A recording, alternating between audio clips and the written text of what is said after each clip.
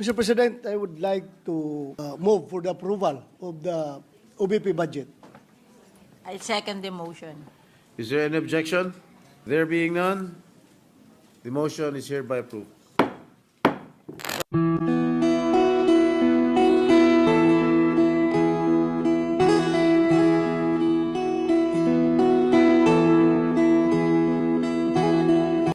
I move that we consider the budget of the Office of the Vice President and recognize the sponsor, Senator Grace Poe, for her opening statement, and to likewise deliver a belated manifestation concerning the budget of the Office of the President, and later to interpellate Senator Bongo.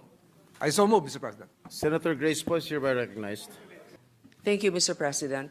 I would just like to insert into the records the budget for the Office of the President earlier, and also our message of welcome to the delegates that were here earlier. And now I would like to welcome also the Office of the Vice President, headed by the Vice President herself, Honorable Vice President Sara Duterte. It is my duty to present the body's consideration the budget of the Office of the Vice President. With that, I'm ready to begin with any manifestation or questions. Thank you. Mr. President, Senator Ronald De La Rosa is seeking the floor. I move that he be recognized. Senator De La Rosa is recognized.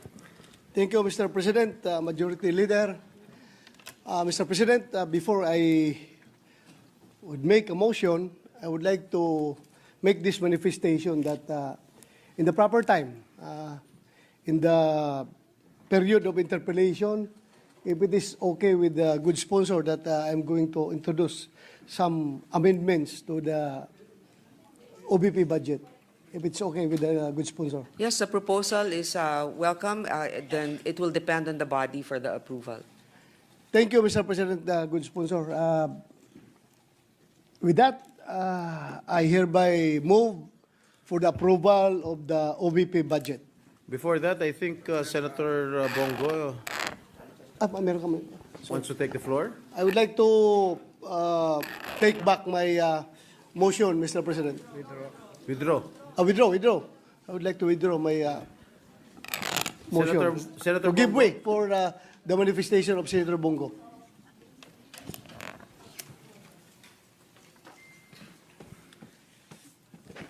Thank you, Mr. President. As we know, the Office of the Vice President ang ikalawang pinakamataas na opisina sa ating gobyerno. Ang sinumang nakaupo dito ay inihalal ng taong bayan at may responsibilidad na maghatid ng serbisyo, lalo na po sa mga nangangailangan. Sa totoo lang po, inihalal po ang Vice Presidente hindi lamang para umupo sa pwesto at maging spare tire. Kung gusto naman pong magtrabaho, ay bigyan po natin siya ng pagkakataong magtrabaho. Inihalal po siya na maglingkod at tumugon sa mga pangangailangan ng ating mga kababayan. Subalit, Mr. President, ang budget po na inilaan para sa OBP ay binawasan po sa General Appropriations Bill na para bang hindi mahalaga ang kanilang mandato. Mula sa original na panukalang budget na National Expenditure Program sa NEP, no, na 2.026 billion, ay binawasan po ito, naging 1.3 billion at nag-iwan na lang po ng 733 billion para sa taong 2025 at yung iba pa dyan ay naging zero. Mr. President, nakapagsagawa ng ating mga mahalagang programa po ang OBP na may direktang benepisyo naman po sa ating mga kababayan tuwing may bagyo, nasasalanta, tumutugon naman po ang Office of the Vice President. Mayroong mga inisyatibang OBP tulad ng Magnegosyo Taday na nagbibigay po ng grants at training para sa kabuhayan ng mga maliliit na negosyante at kababaihan at ang Educational, Medical, and Burial Assistance Program na naglalaan po ng tulong pinansyal para sa mga kababayan nating nangangailangan. Sa panahon po naman ng kalamidad, nandiyan po ang Disaster Response Program ng OBP na nagbibigay po ng agarang tulong, relief packs at iba pang suporta sa apektadong lugar. Kung tayo nga na sa legislative ay tumutulong tayo, hindi natin nililimitahan ang sarili natin bilang mambabatas lamang. Ang trabaho naman natin, representation, constituency at legislation, lalo na po ang Office of the Vice President, na executive yung function nila. Sana po'y bigyan natin ng pagkakataon na makapagtrabaho naman po ang Office of the Vice President.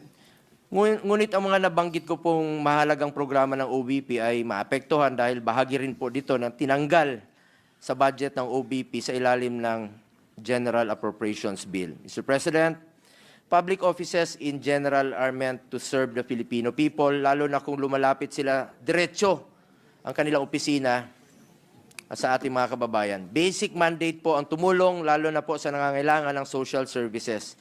Mr. President, ang pagbawas po sa budget ng OBP ay direktang makakaapekto sa kakayahan ng OBP na makapaghatid po ng serbisyong naglilingkod sa tao mula sa Luzon, Visayas at Mindanao para nating tinanggalan ng kapasidad ng isang ahensya or in this case, isang halal na pinuno ng bansa na magserbisyo po.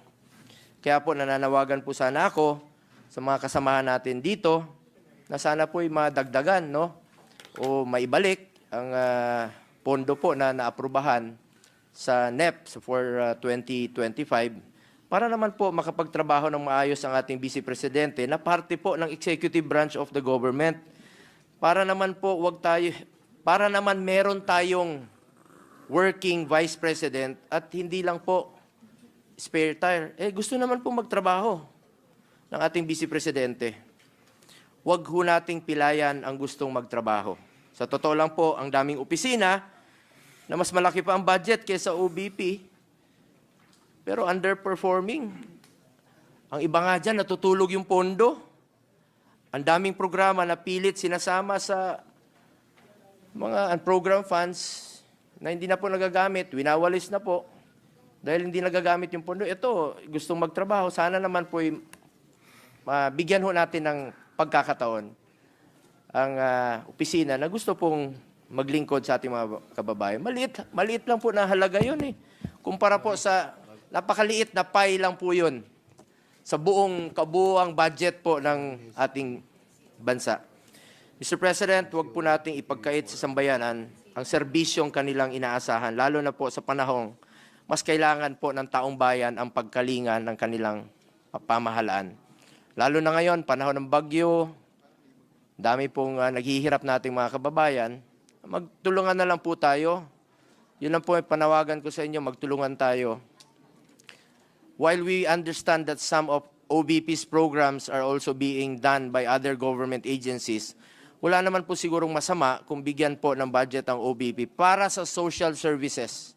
Ito lang po ang aking pakiusap sana, para sa social services, para mas marami pang mabigyan po ng tulong at mas marami pa pong matutulungan. Sana po'y madagdagan o maibalik po ang pondo at hindi po masakripisyo ang layunin ng OBP na maghatid ng tunay na serbisyo sa ating mga kababayang Pilipino, lalong-lalo po yung mga nangangailangan. Let me repeat, yung social services sana po'y maibalik. Maraming salamat po, Mr. President. Thank you very much, Senator Christopher Bongo. Majority Leader. Senator...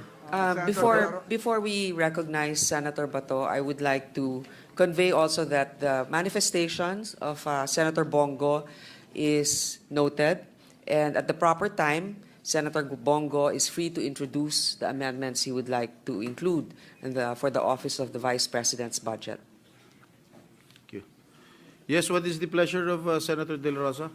Mr. President, I would like to move for the approval of the OBP budget.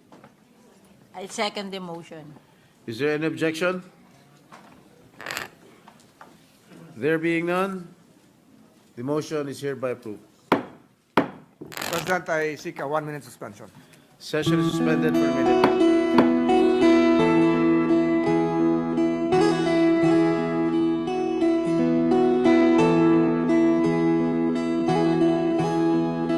Ikaw ang pangulo para sa pagbabago. Sawa na ang bayan ko sa magnanakaw na tao.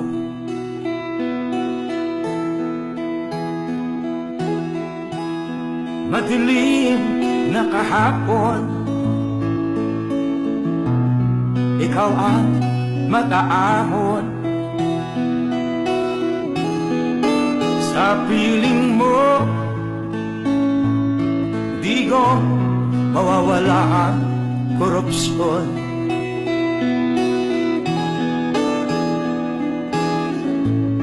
Tayo na, Pilipinas, tayo na magbago.